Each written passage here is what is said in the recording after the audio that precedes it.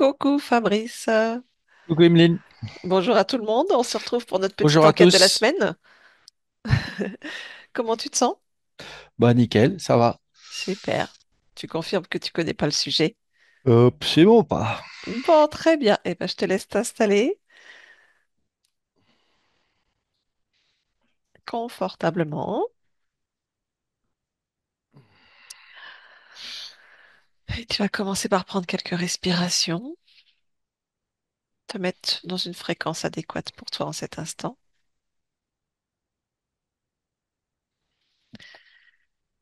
Et je vais t'accompagner avec un petit décompte de 3 à 1.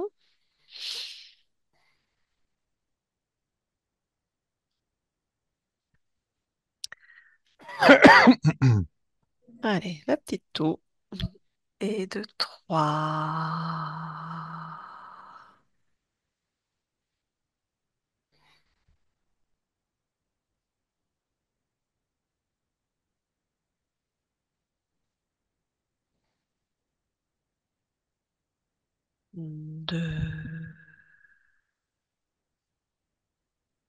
De plus en plus profondément.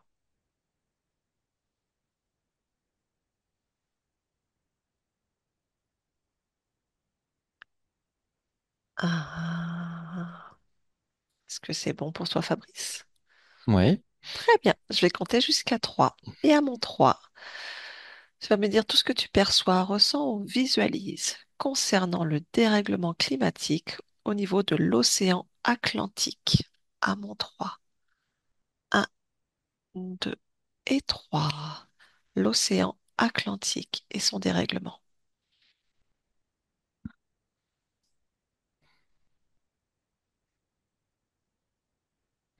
Alors je suis au-dessus. Oui, C'est vraiment tout de suite le mot qui vient, c'est folie. folie. D'accord. Hmm. C'est-à-dire, si tu plonges plus précisément dans cette information.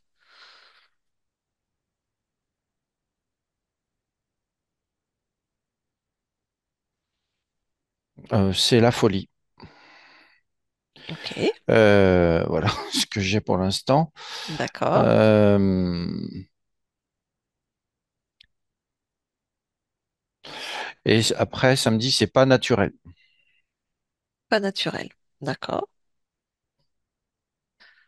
Est-ce que tu as d'autres informations?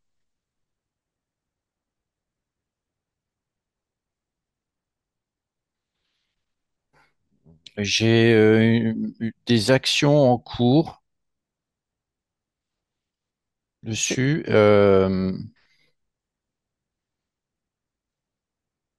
de quel type d'action on parle? Regarde. Des actions de dérèglement.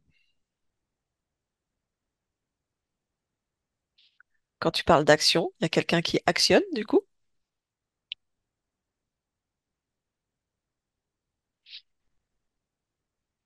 Je vois des bateaux. Mhm. Euh, je vois trois bateaux, des gros bateaux. Oui. Ils sont en plein milieu de l'océan. Et qu'est-ce qu'ils font?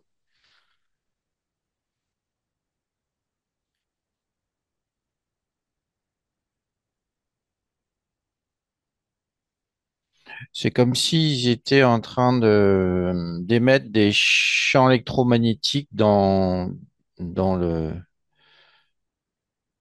l'atmosphère Oui. pour générer des flux des vents, des flux de l'humidité qui remonterait vers l'Europe. Mhm.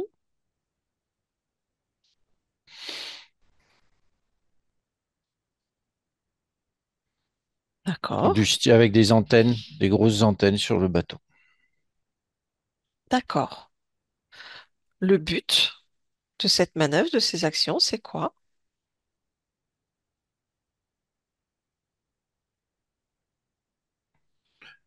J'ai le mot pourriture. Euh,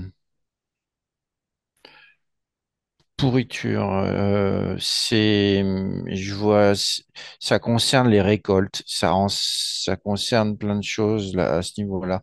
Ça concerne euh, tout ce qui est agricole. D'accord. Qui, euh, qui est à la tête de ces missions?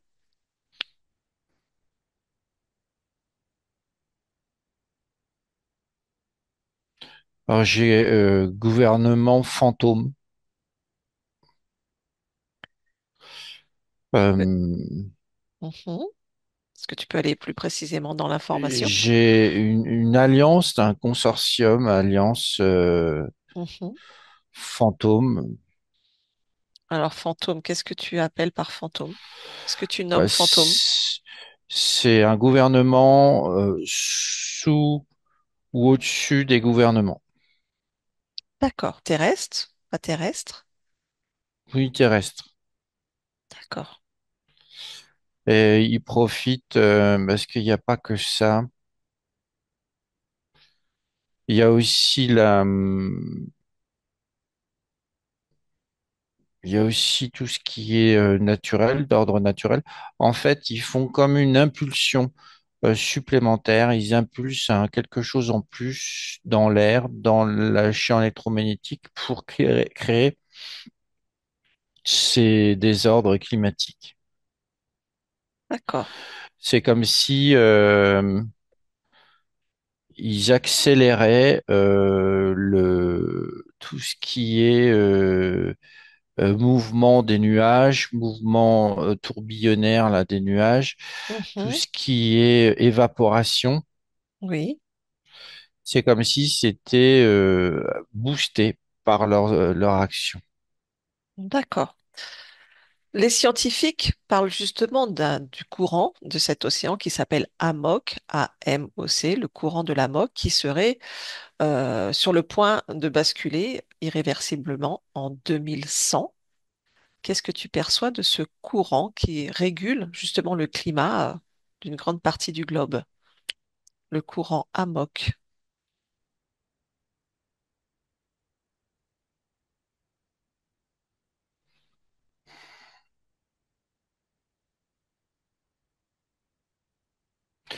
Oui, j'ai fin de cycle, D'accord, changement, changement de cycle. C'est comme si la Terre changeait de peau. d'accord. C'est une mue, ouais, c'est une mue terrestre. Mhm. Et donc le changement, cette fin de cycle de ce courant, l'AMOC, est-ce que c'est naturel, le phénomène est naturel ou pas? Alors j'ai oui, naturel, et mais c'est comme je te disais, c'est une opportunité pour ce gouvernement fantôme d'accélérer son souhait de mettre tout ce qui est l'agriculture naturelle, tout ce qui est euh, tout ce que les humains peuvent faire eux-mêmes de façon naturelle sans avoir besoin de structures, de grosses structures, faire en sorte que les humains ne peuvent plus euh, se débrouiller tout seuls, quoi. D'accord. Il faut que ce soit dépendant de grosses structures industrielles. Et j'ai le profit derrière tout ça. J'ai le mot profit. Hmm. D'accord, ok.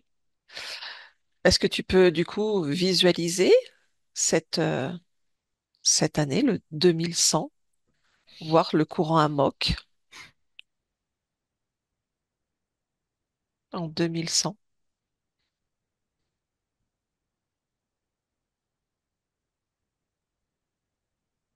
J'ai inexistant. Donc s'il n'y a plus ce courant, qu'est-ce qui se passe du coup?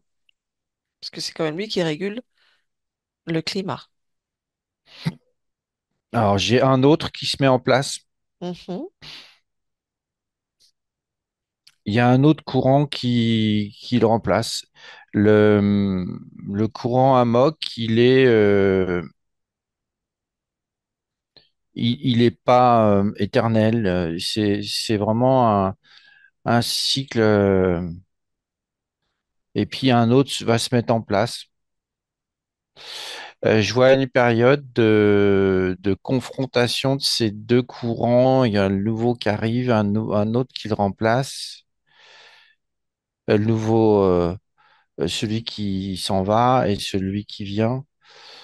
Il y a, je vois sur l'Atlantique Oui, euh, des grosses perturbations à ce niveau-là. d'accord. Quel est l'impact, on va dire, sur les terres et les populations sans ce courant?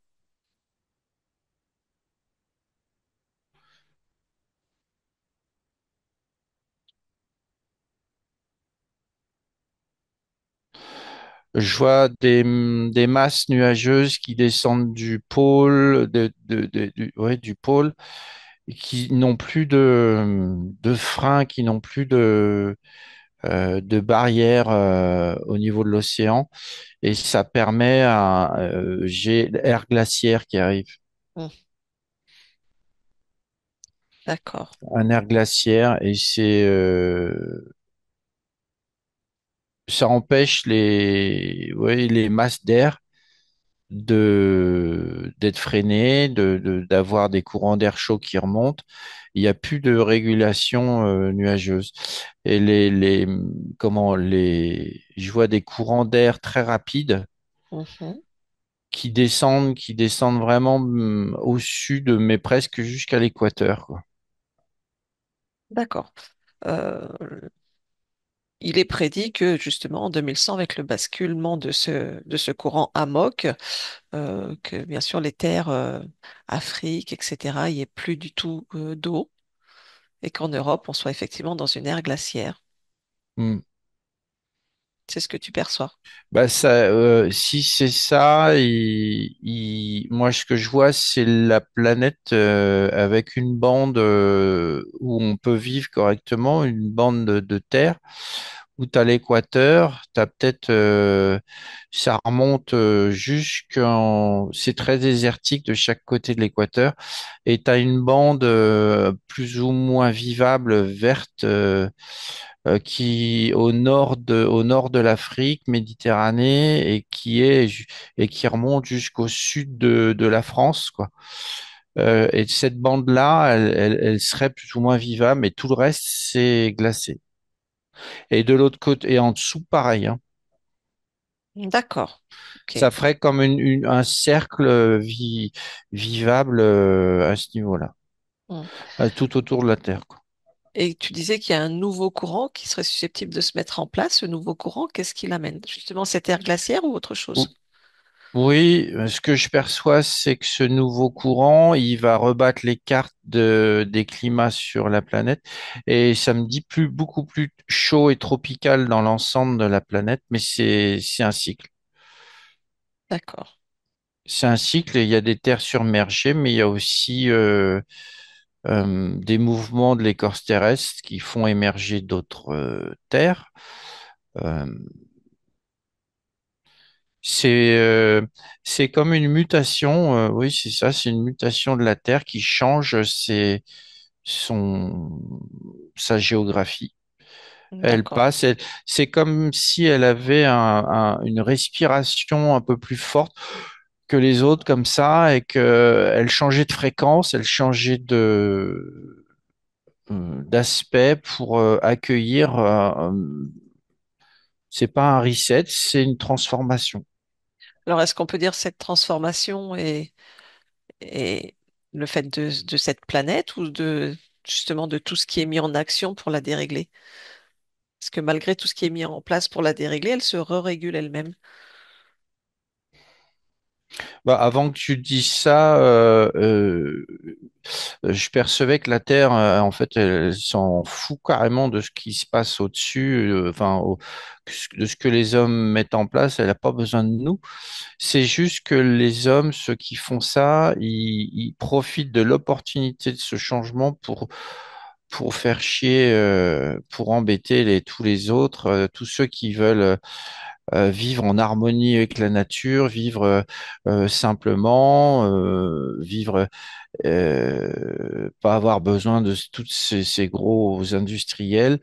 Ils veulent, enfin, c'est leur coup, c'est comme si c'était leur coup en- comment dire, leur dernier coup à jouer, leur dernière carte, quoi. D'accord. Donc, tu es en train de me dire que même sans une intervention extérieure, ce phénomène est voulu par la planète, ce changement climatique. Oui, oui. C'est juste que là, ils appuient dessus pour, si tu veux, une image qui vient. Tu as une voiture qui va rentrer dans un arbre à 60 km/h. Bah, eux, ils appuient sur l'accélérateur pour qu'elle rentre à 80 km/h. D'accord. Ouais, c'est Bon, juste une opportunité. Et après, ils peuvent créer comme ça tout ce qui est asservissement à leurs lois pour le climat et tout ça. d'accord. Donc, tu peux revenir ici et maintenant. Mm. Bien, donc bon, je pense que tu as déjà plus ou moins répondu aux questions, mais donc depuis plus un an et demi, justement, toutes les régions ouest de la France, l'Europe, on est sous couvert de multiples tempêtes, de la pluie, de l'humidité en permanence. Regarde ces phénomènes. Et ça ne s'arrête pas, en fait. Oui, c'est comme il y a un flux, d'air chaud qui vient des Caraïbes. Il y a un courant, je vois, il y a un courant qui vient aussi du Pacifique, qui réchauffe beaucoup d'air dans le sud des États-Unis et tout ça. Et ça fait, et ces bateaux que je vois là à l'heure actuelle, ils font amplificateur de tout ça. Et, et puis tu as aussi, ça me dit évaporation, il y a de l'évaporation davantage due à ces manipulations de champs électromagnétiques. D'accord. Donc, c'est tous ces phénomènes qui créent ces tempêtes à répétition et cette humidité permanente. Il y a ça, et là, je sais pas pourquoi, mais il y a la Lune aussi qui est partie prenante dans tout ça. Alors, observe, regarde pourquoi la Lune.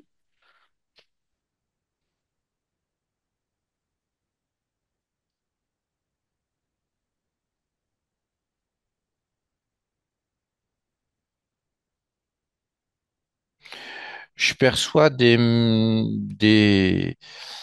flux d'énergie venant de la Lune Oui. euh, en en direction des océans. Alors, quels C'est sont-ils? comme si tu avais comment? Un,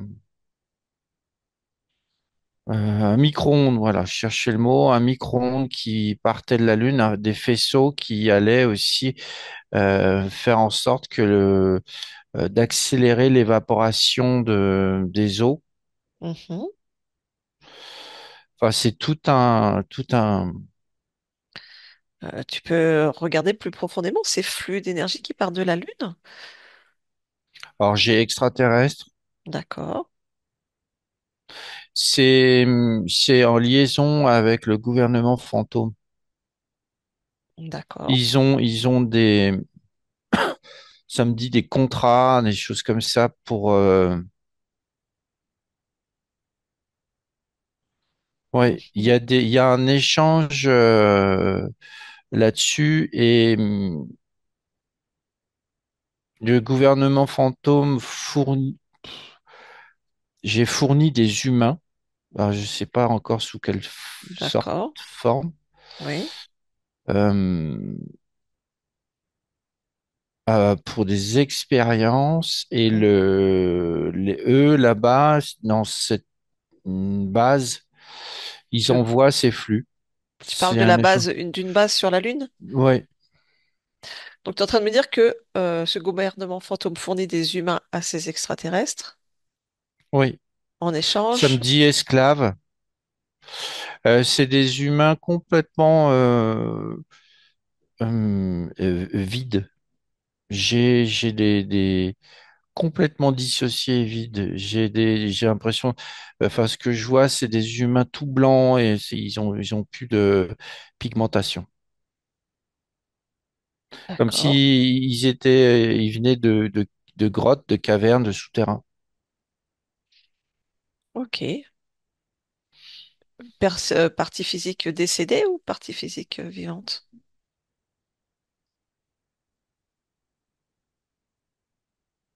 Les deux. Est-ce que tu peux regarder, bien sûr, en restant à distance, un moment où il y a cet échange qui est fait pour voir ce qui se passe? Restant à distance. Comment ça se passe?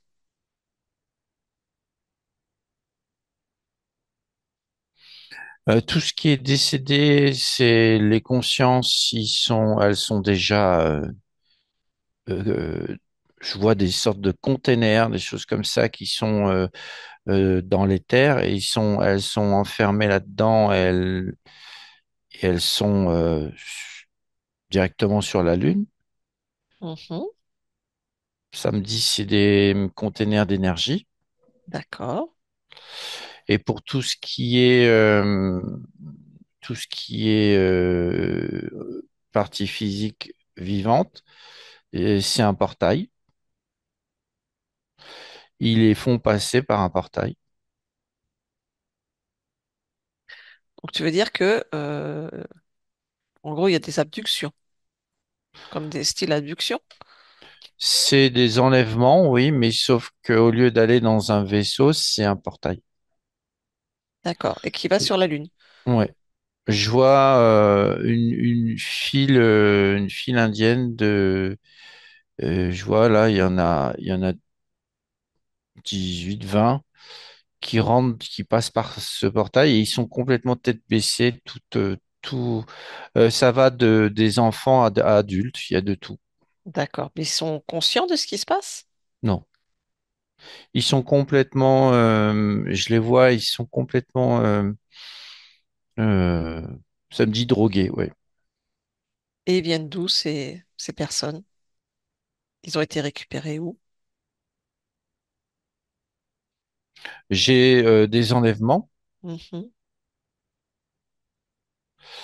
et d'autres qui sont dans ces tunnels depuis qu'ils sont nés. D'accord. Ok. Une fois qu'ils sont sur la Lune, ils servent à quoi? Alors j'ai expérience. Mhm.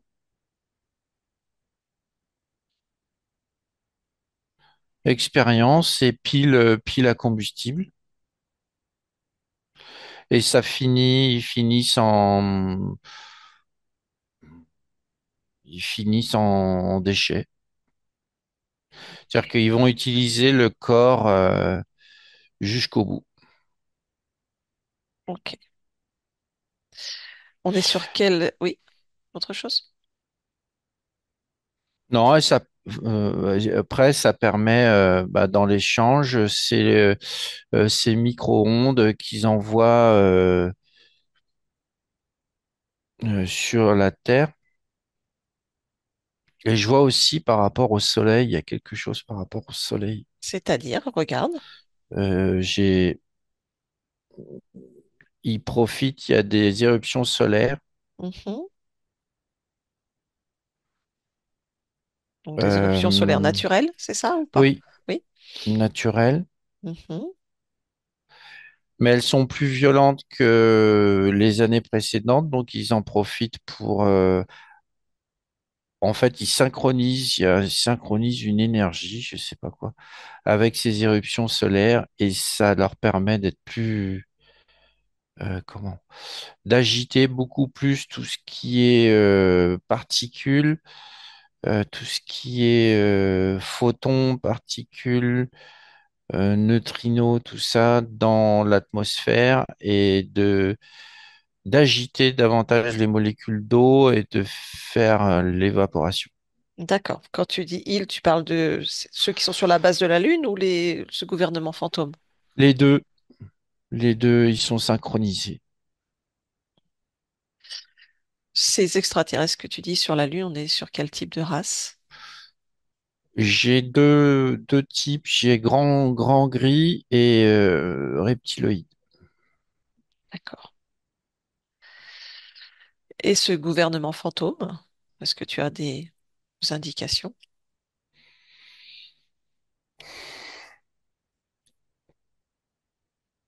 J'ai les 13 familles, j'en ai pas plus. 13 familles. Oui, ok, pas besoin de plus. D'accord, bien. Ok, tu reviens là, ici et Hmm. maintenant. Donc, ces tempêtes sont dues au dérèglement plus les actions qui sont mises en place. Oui. Ok.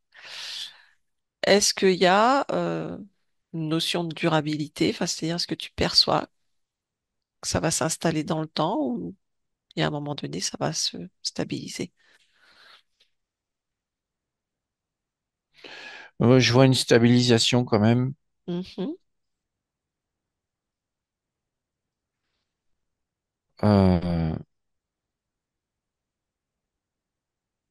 Euh, Ce que je vois là, c'est des grands bouleversements au niveau de l'Europe.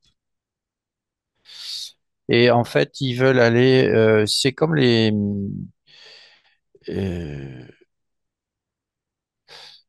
il y a quelque chose qui va freiner tout ça, mais de toute façon, la Terre, elle va continuer.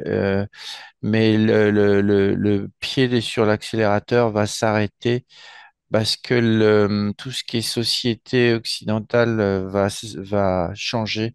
mhm, Il y a un effondrement de plein de choses qui arrivent et ça les concerne aussi, ces familles. Ils pourront pas. C'est vraiment la fin du jeu ok. que j'ai. Là, par rapport à donc toute cette humidité, toute cette pluie, toutes ces tempêtes, tous ces dégâts, quel est l'impact au niveau alimentaire?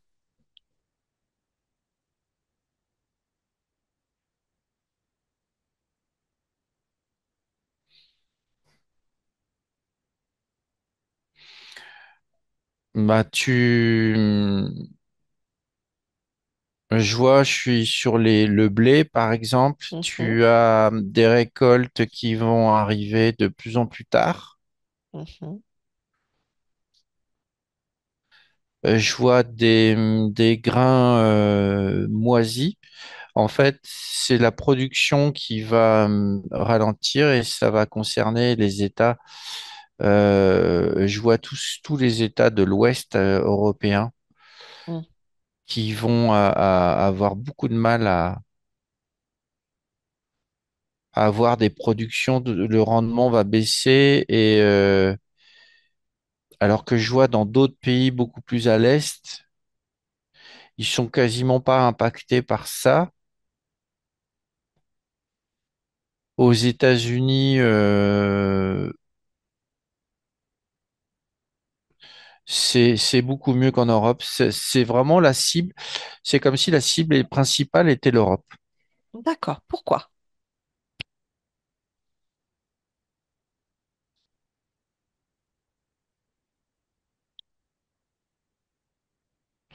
C'est en Europe qu'ils veulent faire le plus de dégâts pour, hum, comment dire, ils veulent anéantir tout ce qui est savoir ancestral des peuples européens qui sont là depuis des milliers d'années. Ils ont acquis un savoir agricole, un savoir tout ça, et c'est comme s'ils voulaient plus ça. Ils voulaient mettre en place tout un système industriel et de faire en sorte que les peuples soient dépendants de tout ce que de tout ce qui vient euh, des grosses structures industriels. Et ils veulent plus que les gens soient autonomes, Mm. arrivent à être autonomes. On y arrive encore, mais ils veulent plus ça. Ils veulent vraiment une dépendance au système. Et je vois, c'est comme si c'était une expérience à échelle, à grande échelle de soumettre les peuples à un diktat industriel. Mm. Ok. Et c'est et l'Europe, ouais, l'Europe est en point de mire avec tout ce qui est les institutions européennes qui sont, je vois vraiment t'as l'institution européenne qui est le sommet, tout ça, c'est noir. Ça fait comme une toile d'araignée, c'est noir, mais si je vais plus loin dans le temps, c'est pourri. Ça se pourrit, donc c'est une euh, en fait, ils essaient d'étendre tout ce qui est noir, mais en fait, cette pourriture qu'ils essayent de mettre chez les gens, euh, ça va les pourrir eux d'abord. Quand je dis pourrir, c'est vraiment désintégrer, quoi. Mm. Cette Ok. notion de désintégration du centre, et je vois cette désintégration, elle s'étend, et après, il y a cette chape noire, là, tout ça qui disparaît avec le temps. Ok. Bien. Quel est l'impact de ce climat? C'est-à-dire que là, côte ouest, ciel bleu, je crois qu'il n'y a plus beaucoup de gens qui peuvent l'apprécier. C'est que de la pluie, des tempêtes, du vent, il y a ciel gris. Quel est l'impact sur la conscience collective? Alors, il y a aussi oui, il y a une baisse de morale, c'est des fréquences basses qui s'installent durables, de Mhm. façon durable, et hum, il y a, il y a des maladies aussi qui arrivent, il y a plein de choses qui arrivent à cause de ça. Mhm. Euh, Sauf que il y a une part de la population qui change complètement de façon de voir les choses parce qu'il y a de la résilience chez Oui. beaucoup de personnes. Et en fait, ils se mettent à faire, je vois là, c'est des gens qui ils se mettent à faire autrement. C'est-à-dire, il y a beaucoup de solidarité, d'entraide, de partage. Il y a ceux qui arrivent à faire, je sais pas, des plantations. Je vois des élevages, des petits élevages comme ça, et chacun en profite. Il y en a ça se met vraiment à s'entraider, et et quelque part, ça crée une résistance bénéfique. Euh, hum, ils peuvent garder. Je vois vraiment toute la partie ouest qui pour l'instant est vraiment dans le bas des émotions. Ils sont agacés, mais petit à petit, je vois il y a cette résilience qui se met en place et ça crée. Je vois de la bonne humeur qui s'installe parce que justement, ils peuvent parer à ça. Et ils ont de la solidarité. C'est une autre forme et ça fait remonter les fréquences. Alors, c'est pas là maintenant, mais je vois samedi avant 2030, il va y avoir un changement euh, ouais, je vois vraiment c'est presque une bonne humeur, un changement complet de forme d'agir et de penser les uns envers les autres. Ok. D'accord. Justement, oui. Autre chose? Et du coup, ce que je vois, c'est que je vois beaucoup moins d'interventions de ces bateaux à l'horizon 2030 là. Je vois le soleil qui revient en partie, mais ce courant, le courant qui, de toutes les façons, il va y avoir des montées des eaux, il va y avoir tout ça. Mhm. Et l'autre courant qui vient plus par le sud, je vois un autre courant qui va changer la géographie et le climat sur la Terre, ouais. D'accord. Que le nord de l'Europe serait beaucoup plus froid et le nord du Canada beaucoup plus chaud que maintenant. Enfin, ça change. Il y a, ah oui, puis il y a aussi les pôles magnétiques où il y a quelque Oui, chose à ce niveau-là qui change. d'accord.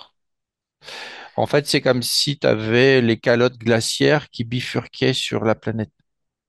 Bien. Et toute la partie sud, on va dire France, Europe, qui est actuellement très sec, est-ce que ça va rester pareil, s'amplifier ou le climat va changer aussi pour eux?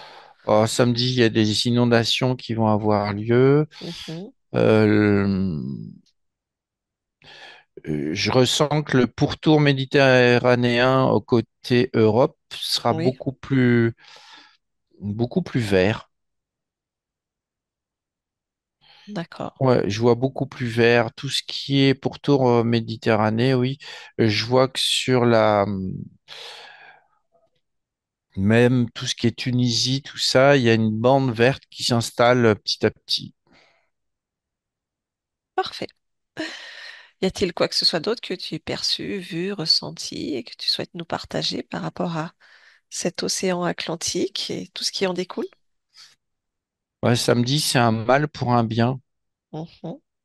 Ça, ça va faire réagir les humains concernés de manière différente et en fait, c'est comme si tu avais tout ce qui était actuellement mis en place par les gouvernements, les structures, tout ce qui est administratif qui se détache de la terre, qui s'en va en poussière petit à petit là, et il y a le monde des humains vraiment pur, je dirais qui se met en place et on n'a plus besoin du tout de ces structures gouvernantes. C'est comme si tu avais une cape, enfin un truc qui se détachait de la terre et pour avoir quelque chose de, de bien plus. Je vois l'Europe là qui devient beaucoup plus comme un jardin, vraiment comme quelque chose de coloré et de chouette. Enfin, c'est très. Enfin, moi, je ressens beaucoup d'optimisme dans ce que je vois. C'est vraiment, D'accord. voilà, Ok, super. Bah, je te remercie, Fabrice. Allez, tu avec peux plaisir. déconnecter de tout et de tous totalement et complètement. Déconnecter et tu reviens parmi nous, dans ton corps physique, tu ressens pleinement dans cette densité et tu reviens parmi nous en ouvrant les yeux. Est-ce que c'est bon pour toi, Fabrice? Ouais. Oui, super. À chaud, comme ça, tu as autre chose à nous dire? Ce que tu as pu voir? Euh, non, si ce n'est les bateaux, j'ai encore l'image, ils sont positionnés en triangle, de façon triangulaire, mais assez loin les uns des autres, quoi. Mhm. Voilà, c'est tout. Ok, très bien. Eh ben, je te remercie pour cette enquête. Merci à tout le monde de nous suivre et à la prochaine. À la prochaine, merci, au Au revoir. revoir.